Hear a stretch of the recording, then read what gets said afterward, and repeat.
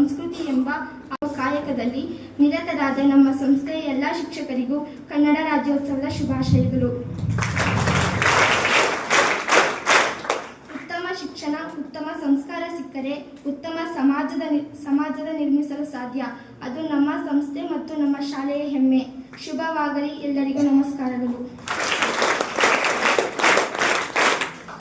ಕಾರ್ಯಕ್ರಮದಲ್ಲಿ ಮಕ್ಕಳ ದಿನಾಚರಣೆಯ ಆಶಯವನ್ನು ತಿಳಿಸಿಕೊಡಬೇಕಾಗಿ ಕಾನ್ವೆಂಟ್ ವಿದ್ಯಾರ್ಥಿ ಶ್ರೇಯಸ್ ರವರನ್ನು ವೇದಿಕೆಗೆ ವಿಷಯ ಎಂದು ಹೇಳುತ್ತಿದ್ದರು.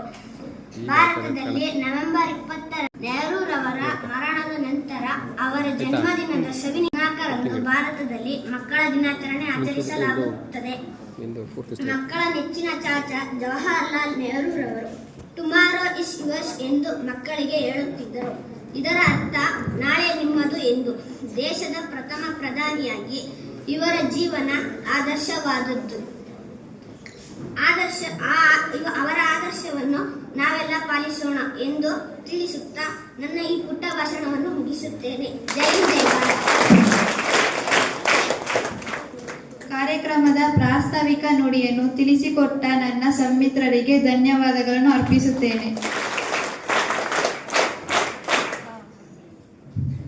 ಈಗ ಕಾರ್ಯಕ್ರಮದ ಉದ್ಘಾಟನೆ.